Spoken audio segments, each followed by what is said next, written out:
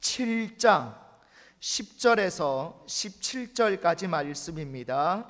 구약 성경 1281페이지 아모스 7장 10절에서 17절까지 말씀입니다.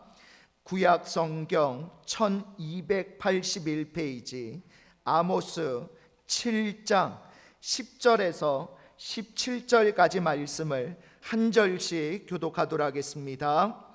때에 베델의 제사장 아마샤가 이스라엘의 왕 여로보암에게 보내어 이르되 이스라엘 족속 중에 아모스가 왕을 모반하나니 그 모든 말을 이 땅이 견딜 수 없나이다.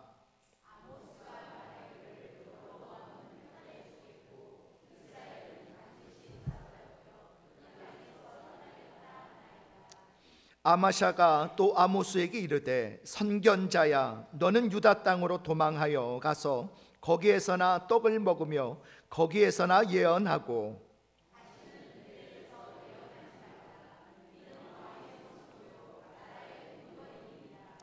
아모스가 아마샤에게 대답하여 이르되 나는 선지자가 아니며 선지자의 아들도 아니라 나는 목자여 뽕나무를 재배하는 자로서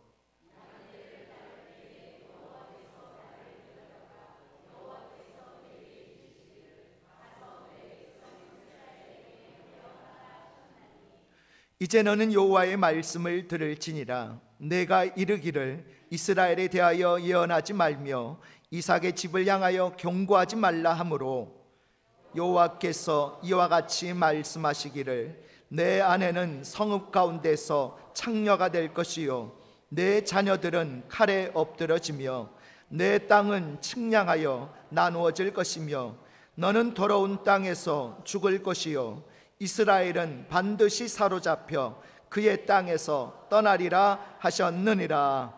아멘. 오늘 말씀의 제목 따라해 보실까요? 당신도 하나님께서 쓰십니다. 우리 옆에 계신 분들하고 서로 이렇게 축복하며 이렇게 고백해 볼까요? 당신도 하나님께서 쓰십니다.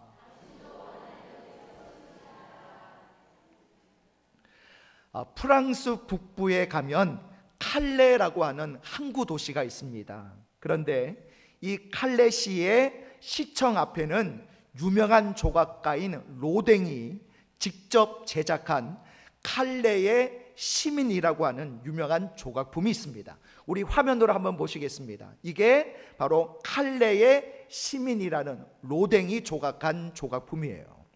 자, 이 조각품이 만들어진 배경에 비극적인 역사적 사건이 있습니다. 1337년부터 1453년까지 116년 동안 프랑스와 영국 사이에 전쟁이 있었어요. 자, 흔히 이것을 우리가 무슨 전쟁이라고 부르죠? 백년 전쟁이라고 부릅니다. 자, 이 전쟁은 프랑스의 왕위 계승 문제가 발단이 되어서 터진 전쟁이었습니다. 당시 영국 왕이었던 에드워드 3세는요 1346년 이 크레시 전투에서 프랑스군을 격퇴한 뒤에 그 여세를 몰아서 도보 해협에 인접해 있었던 이 칼레라는 도시로 진격을 해가지고 식량 보급로를 끊고 도시를 완전히 포위를 해버립니다. 그리고 거기서 무려 11개월 동안 완강하게 저항하던 이 칼레시는요 포위를 당하니까 식량도 다 떨어지고 이제는 더 이상 버틸 수가 없게 된 거예요.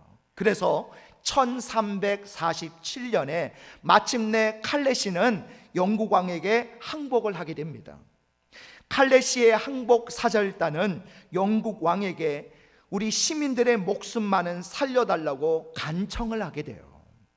이 칼레시의 완강한 저항에 분노한 에드워드 3세는 이 도시를 쑥대밭으로 만들려고 했지만 당시 임신 중이던 왕비가 장차 태어날 아기를 위해서 그들에게 자비를 베풀어 달라라고 간청을 하게 되었고 그 왕비의 간청을 받아들여서 칼레의 시민들을 살려주기로 했습니다.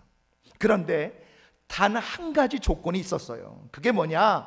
칼레의 시민 전체를 살려주는 대신에 그들 중에 6명만 맨발에 속옷만 걸치고 목에 밧줄을 걸친 채 성 밖으로 걸어 나와서 성문 열쇠를 왕에게 바치라는 거예요.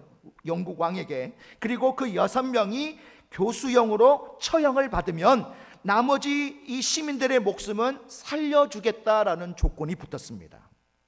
자, 그러자 칼레 시민들은요, 큰 혼란에 빠졌어요. 주민들이 죽지 않고 살게 된 것은 기쁜 일이지만 이 6명이 교수형을 당해야 하는데 어느 누구도 선뜻 나서려는 사람이 없었던 거죠.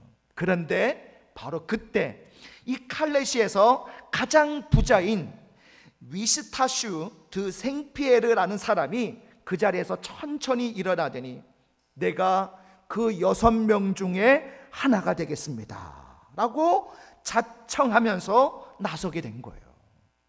그러자 뒤를 이어서 칼레 시장도 그럼 저도 자원합니다. 또 법률가도 자원하고, 그렇게 해서 귀족 6명이 동참을 하게 된 거예요. 그들은 모두 이 칼레 씨를 대표할 정도로 지도자급에 있는 사람들이었는데 그들이 솔선수범해서 자기 생명을 걸고 그렇게 자원을 하게 된 겁니다. 그런데 문제가 또 하나 생겼어요. 자, 6명을 사형 형장으로 보내야 되는데 자원한 사람이 1명 더 늘어가지고 7명이 된 겁니다. 자, 제비를 뽑아서 1명을 제외하자라는 말도 있었지만 가장 먼저 자원했던 이 생피에르가 이런 말을 했습니다.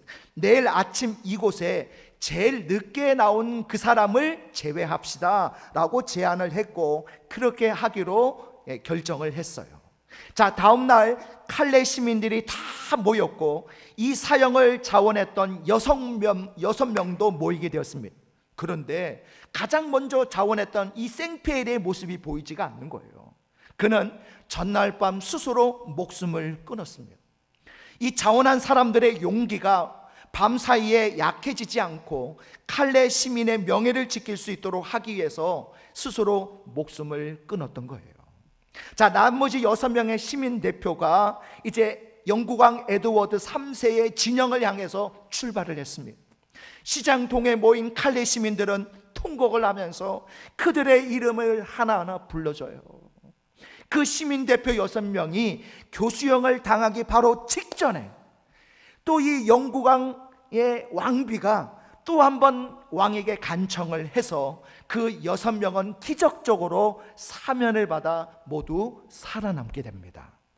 자, 그로부터 550여 년이 지난 1884년 유명한 조각가 로댕은요, 이 칼레시로부터 이 위대한 6인의 모습을 형상화한 조각품을 만들어 달라라는 부탁을 받고 무려 10년이나 걸려가지고 이 조각품을 완성을 하게 된 거예요. 자, 그런데 이 완성된 조각품을 보고 칼레 시민들이 크게 실망을 하고 맙니다. 이유가 뭘까요? 왜냐하면 이 칼레 시민들은요, 그들의 영웅적인 선조들이 아주 애국적이고 늠름한 모습으로 이 조각품이 만들어지기를 기대했는데 이 로댕의 작품에 보면 오히려 지금 표정이 어떻습니까? 죽음의 공포 앞에서 두려움에 떨고 있는 그런 모습으로 조각되어졌기 때문에 그런 거예요. 자, 여기에는 이 조각가 로댕의 인생의 철학이 들어가 있습니다. 아무리 위대한 영웅들이라 하더라도 그들의 내면을 들여다보면 여느 평범한 사람과 조금도 다를 바가 없다는 거예요. 영웅들이라고 해서 죽음을 두려워하지 않는 게 아니라는 겁니다. 그들도 우리와 똑같은 사람들이고 똑같은 감정을 가진 사람들이라는 거죠. 위대한 영웅들은 본래부터 위대하게 태어나서 평범한 사람들과 전혀 다른 감정을 가지고 살아가는 사람들이 아닙니다. 그들의 위대함 뒤에는 우리와 조금도 다름이 없는 평범한 모습들을 그대로 간직하고 있죠. 자, 성경에도 수많은 믿음의 영웅들이 기록되어 있습니다. 그러나 그들 역시 우리와 조금도 다를 바가 없는 아주 평범한 사람들이라는 거예요. 자, 구약시대 가장 위대한 선지자인 엘리야는요, 갈멜산에서 하늘에서 불을 내려 하나님의 살아계심을 나타낸 위대한 선지자입니다. 자, 그랬던 그도 이세벨이 그를 죽이겠다고 협박을 하니까 크게 낙담해서 어떻게 합니까? 광야로 도망해서 하나님께 죽여달라고 호소하지 않습니까? 그런 엘리야를 향해서 사도 바울은 이렇게 평가합니다. 엘리야는 우리와 성정이 같은 사람이로되. 여러분, 위대한 선지자라고 우리와 질적으로 다른 차원의 사람이 아니라는 겁니다. 우리와 똑같이 낙심하기도 하고 똑같이 때론 연약해지기도 하는 평범한 사람이라는 거예요. 아브라함도 모세도 다윗도 다니엘도 성경에 나와 있는 모든 사람도 마찬가지입니다. 그들 모두 평범한 사람이에요. 단지 하나님께서 그들을 큰 사람으로 쓰신 것뿐입니다. 그들에게는 뭔가 특별한 재능이나 남들이 갖지 못한 위대한 것이 있기 때문에 하나님께서 그들을 크게 쓰신 것이 아닙니다.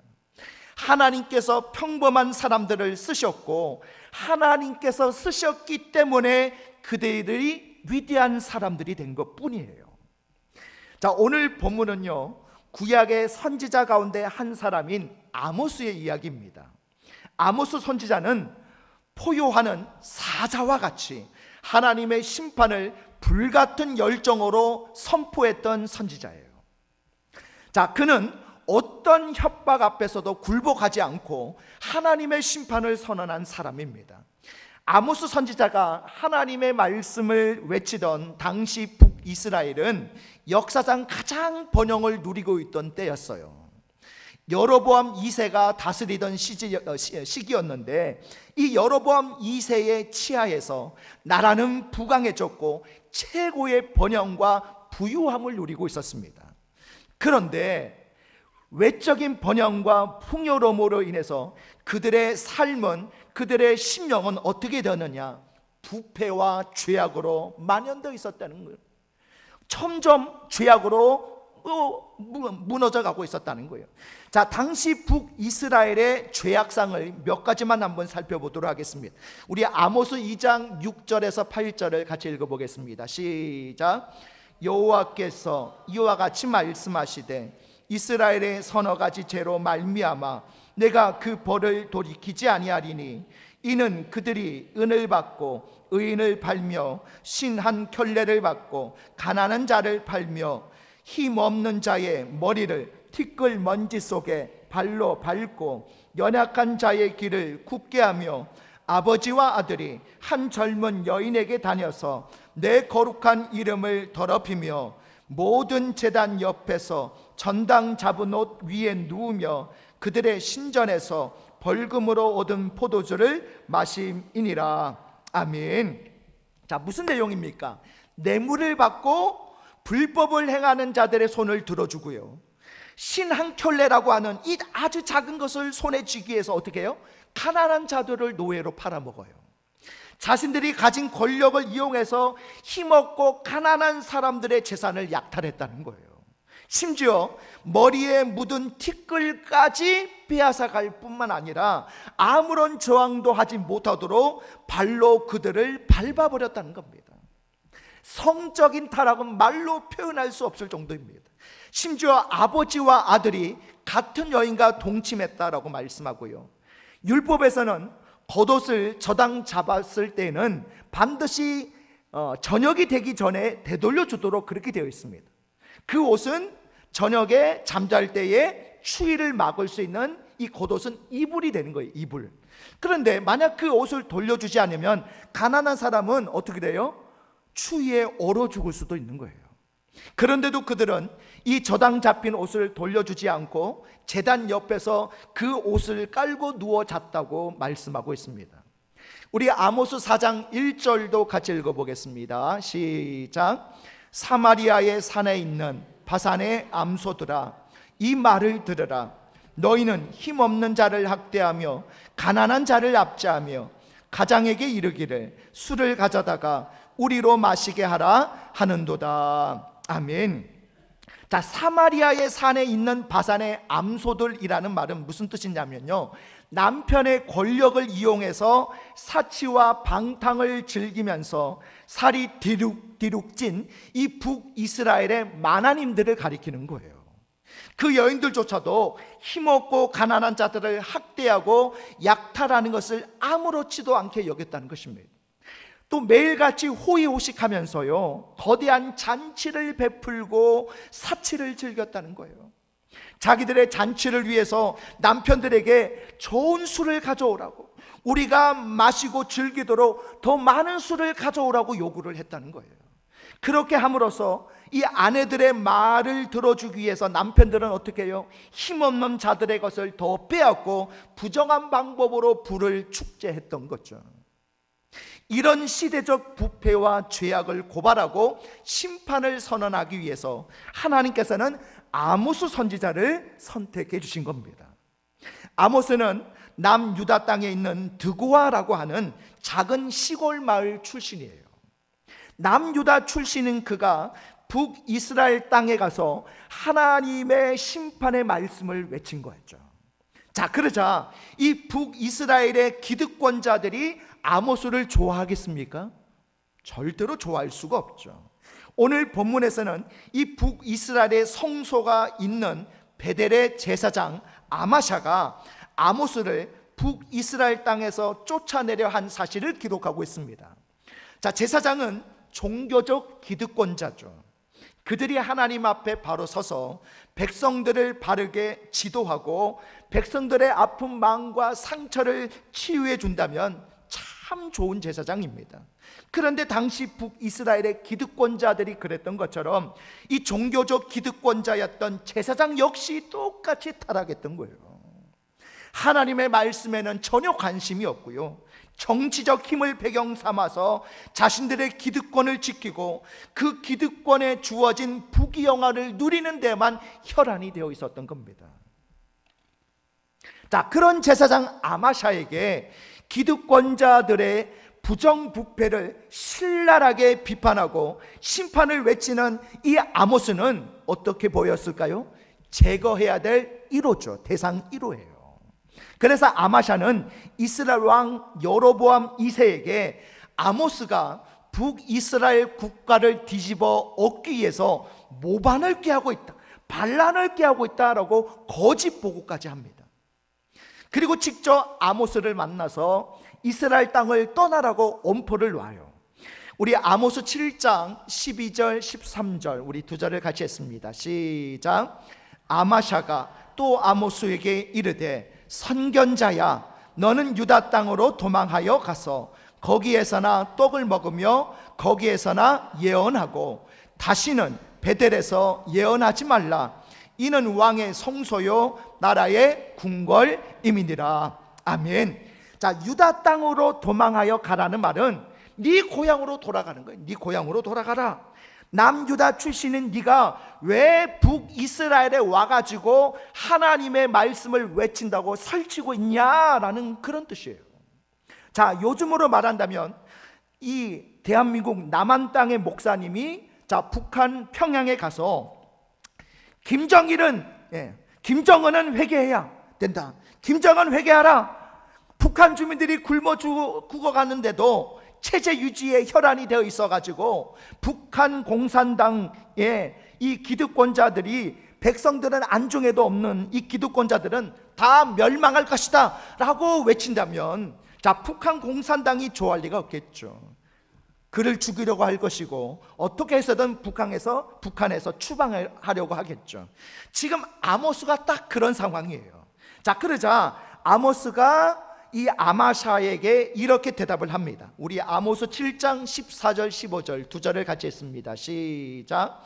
아모스가 아마샤에게 대답하여 이르되 나는 선지자가 아니며 선지자의 아들도 아니라 나는 목자요 뽕나무를 재배하는 자로서 양떼를 따를 때에 여호와께서 나를 데려다가 여호와께서 내게 이르시기를 가서 내 백성 이스라엘에게 예언하라 하셨나니. 아멘. 내가 여기 오고 싶어서 온 게 아니라는 거예요. 하나님께서 가서 말씀을 외치라고 등 떠밀어 어쩔 수 없이 온 것뿐이지 누군들 너희에게 심판의 말씀을 외치는 것이 좋아서 선지자가 된 줄 아느냐는 것입니다. 그러면서 아모스는 자신을 소개하면서 나는 선지자가 아니다. 선지자의 아들도 아니다. 나는 목자여 뽕나무를 재배하는 자일 뿐이다. 그렇게 말합니다. 자, 이 말은요, 아모스 자신이 어떤 특별한 사람이 아니라는 것입니다. 아주 평범한 사람, 아니 아주 비천한 삶을 살던 사람이라는 뜻이에요. 선지자도 아니고 선지자의 아들도 아니라는 말은 제사장 아마샤와 비교한 말씀이 있죠. 아마샤는 베델의 제사장입니다. 나라에서 주는 봉급으로 생활하는 사람이죠. 그리고 어렸을 때부터 제사장으로서 교육을 받은 사람입니다. 요즘으로 말하면 신학교 학장쯤 되는 사람이에요. 막강한 권력을 가지고 있습니다. 그러나 아모스는 시골 출신이에요. 나라에서 봉급을 주어서 말씀을 외치도록 권위를 가진 사람도 아닙니다. 선지자 학교에 다녀본 적도 없고 선지자로 훈련을 받은 적도 없는 사람이에요. 단지 하나님께서 말씀을 외치라고 하시니까 외친 사람일 뿐입니다. 그는 본래 목자요 뽕나무를 재배하는 자였습니다. 목자여 뽕나무를 재배하는 자라는 말은 아주 비천한 삶을 살던 사람이라는 뜻이에요. 아모스는 목자라는 직업도 가졌고 뽕나무를 재배하는 직업도 가진, 요즘 말로 하면 투잡을 뛰던 사람이라는 뜻이 아닙니다. 우리는 이 말을 이해하기 위해서 이스라엘의 풍습을 먼저 알아야 됩니다. 아모스의 정식 직업이 뭐냐? 목자예요. 자, 그런데 힘없고 가난한 목자들은요, 무엇도 재배해야 되느냐? 뽕나무도 재배해야 돼요. 자, 우리말 성경에서 나오는 이 뽕나무는 이스라엘 땅에서 자라는 돌무화과 나무를 말합니다. 이 돌무화과 나무는요, 한여름쯤에 열매가 맺힙니다. 그런데 그 열매가 작기도 하지만 떫어서 먹을 수가 없어요. 떫어서 먹을 수 없는 이 돌무화과를 먹을 만한 무화과로 만들기 위해서는 어떻게 하느냐? 열매가 한창 커가고 있을 때 사람이 그 나무 위로 올라갑니다. 올라가서 이 돌무화과 열매에다가 바늘로 일일이 구멍을 뚫어요. 그리고 그 구멍에다가 무엇을 발라주냐면 올리브 기름을 발라주는 거예요. 그러면 돌무화과가 이 무화과처럼 단맛이 나서 먹을 수가 있다고 해요. 이것이 오늘 본문 14절에서 말씀하고 있는 뽕나무를 재배하는 것입니다. 자, 그러면 이 돌무화과 나무에 올라가서 그 작은 열매에 일일이 바늘로 구멍을 뚫고 거기에 올리브 기름을 발라주는 그 번잡스러운 일을 누가 할까요? 누가 해요? 주로 가진 것이 없는 목동들이 했다는 겁니다. 여러분, 이스라엘에는 우기와 건기가 있죠. 비가 많은 우기에는 들판이나 광야에 풀들이 제법 많이 자랍니다. 그때는 양들에게 풀을 먹이는 게 어렵지 않아요. 그런데 문제는 뭐예요? 건기가 문제죠. 약 6개월 동안 계속되는 건기 때는 광야의 풀들이 바싹 말라버립니다. 그러면 그 건기 때는 어떻게 양떼에게 풀을 먹일 수 있을까요? 우기가 끝나면 약 2달 정도는 우기 때 자란 풀들로 인해서 양떼를 먹일 수가 있는데, 문제는 나머지 4달 동안이 문제예요. 건기가 시작되고 약 2달 정도 지나면 이스라엘의 칠칠절이라는 절기가 다가옵니다.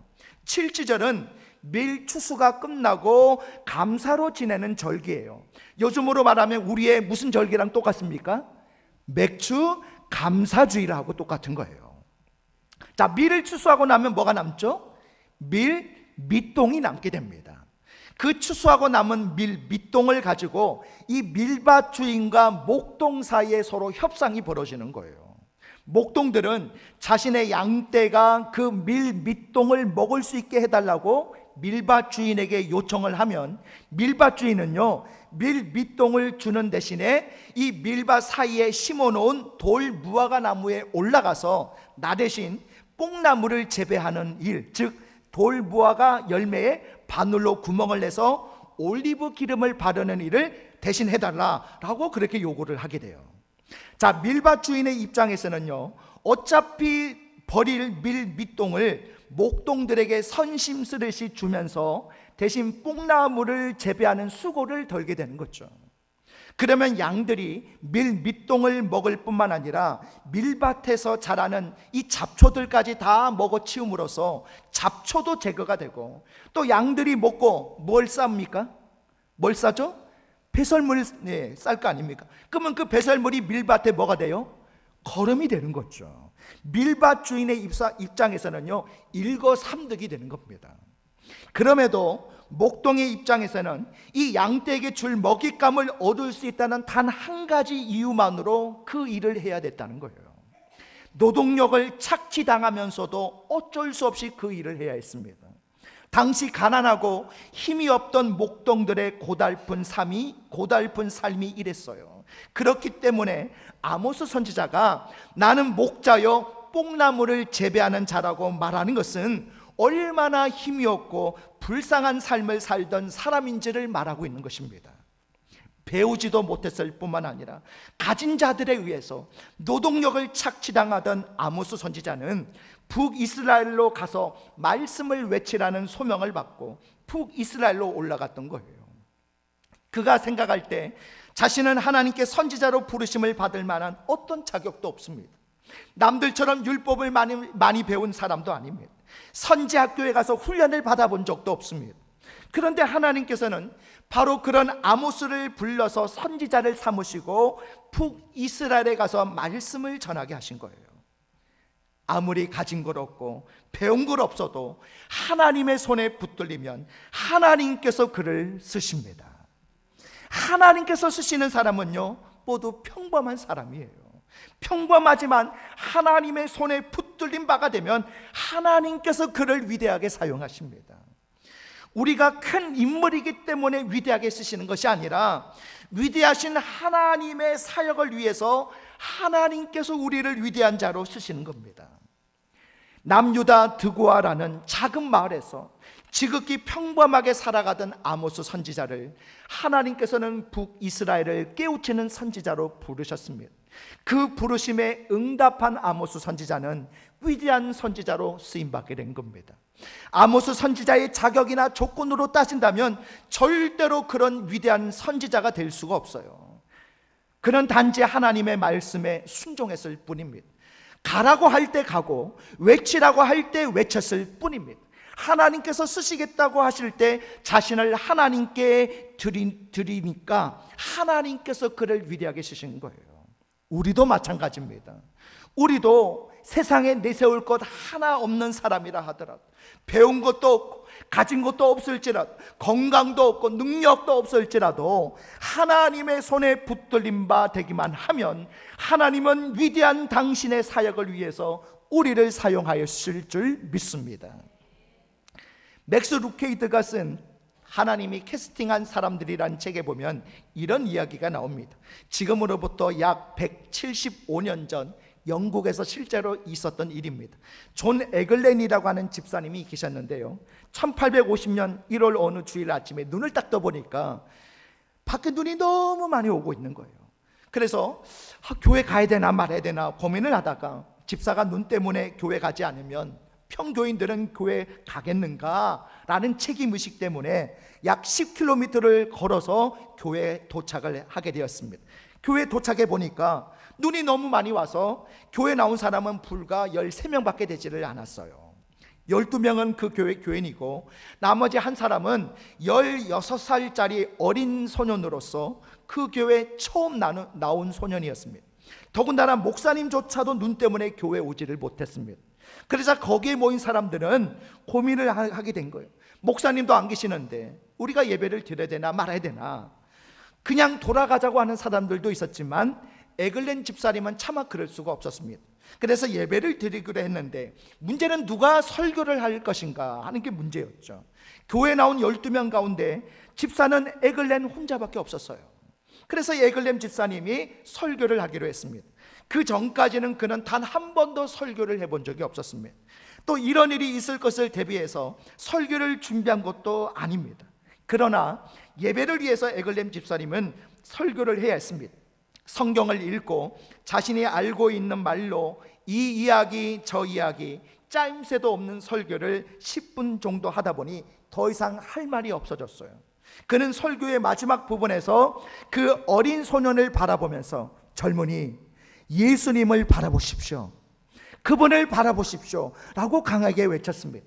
그리고 그것으로 10분 설교가 끝이 났습니다. 정말 한신스러운 설교였는데 거기에서 놀라운 하나님의 역사가 임하게 돼요. 그 어린 소년은 나중에 이렇게 고백을 합니다. 전 정말 그 설교를 듣고 예수님을 바라보게 되었습니다. 그랬더니 제 마음에 드리워져 있던 구름이 걷히고 어둠이 물러갔습니다.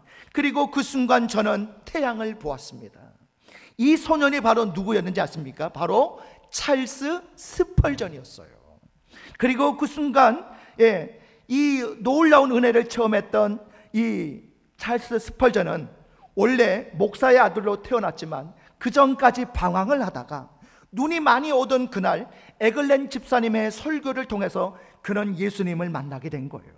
그리고 목사님이 되어서 19세기 최고의 명설교가요, 깊은 영적인 잠에 빠져있던 영국을 뒤흔들어 깨웠던 위대한 복음 설교가가 되었습니다. 전 세계에 엄청난 영향력을 미친 대설교가 스펄전 목사님은요, 아무런 준비도 없이 무슨 말을 했는지도 모른 에글렌 집사님의 설교를 통해서 시작된 거예요. 여러분, 목사가 설교를 잘해서 사람들이 은혜 받고 구원받는 거 아닙니다. 하나님의 손에 붙잡힌 바가 되면 하나님께서 역사하십니다. 하나님께서 역사하셔야 은혜를 받게 되고 하나님께서 역사하셔야 구원의 역사가 일어나는 거예요. 여러분, 나는 내세울 게 아무것도 없는 사람이야, 그렇게 생각된다 하더라도 하나님께서 바로 그런 나를 사용하기를 원하십니다. 양떼에 먹일 풀을 찾아 매일같이 헤매야 되고, 가진 것이 없어서 남의 뽕나무를 재배하며 노동력을 착취당하면서도 어쩔 수 없이 그 일을 해야만 했던 시골 출신 아모스, 그가 하나님의 손에 붙들린 바 되니까 사치와 죄악에 빠진 북이스라엘 땅에 가서 사자와 같이 하나님의 말씀을 선포하는 위대한 선지자가 되었습니다. 베들레헴 작은 마을에서 8번째 막내로 태어나 들판으로 양떼를 몰고 다녀야 했던 목동 출신 다윗, 그도 하나님의 손에 붙들린 바 되니까 이스라엘 최고의 왕이 되지 않습니까?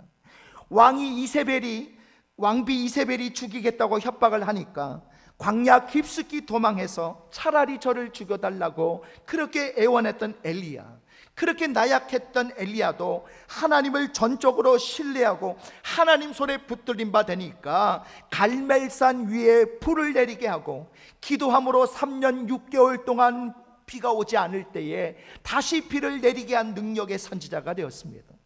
설교 한 번 해본 적 없고 준비된 설교 한 편 없었지만 예배 드리기를 원했던 에글렌 집사님, 아주 평범한 그를 통해서 잠든 영국을 깨우는 위대한 설교가 찰스 스펄전 목사님이 만들어질 수 있었다는 거예요. 여러분, 여러분이 할 수 있는 일이 무엇입니까? 여러분이 가진 것이 얼마나 됩니까? 남들 앞에 내세울 만한 것이 무엇이 있습니까? 가진 것 하나 없고 내세울 만한 거 하나 없는 지극히 평범한 사람이지만 하나님 손에 붙들린 바 되면 나를 통해서 하나님께서 위대한 일을 만들어 가실 줄 믿습니다. 평범한 나를 사용하시는 하나님께서는 위대한 분이십니다. 그 하나님께서 오늘 지극히 평범한 나를 통해서 당신의 위대한 일을 이루어 가기를 원하십니다. 우리 서로 이렇게 앞뒤 전후좌우로 서로 이렇게 고백해 볼까요? 당신도 하나님께서 쓰십니다. 우리 한 번 더 서로 고백해 볼까요? 당신을 통해 하나님은 위대한 일을 행하십니다. 여러분, 이렇게 될 줄로 믿습니다. 저와 여러분 모두가 평범한 인생이지만 위대하신 하나님 손에 붙들려 위대하게 쓰임받는 위대한 인생 되시기를 주님의 이름으로 축복합니다.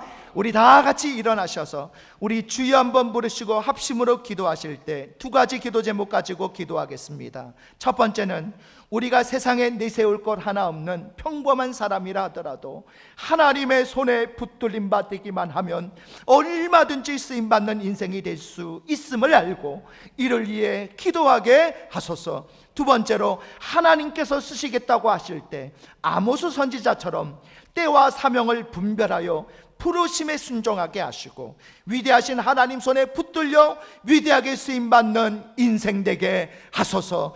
우리 다 같이 주여 한번 부르시고 합심으로 기도하겠습니다. 주여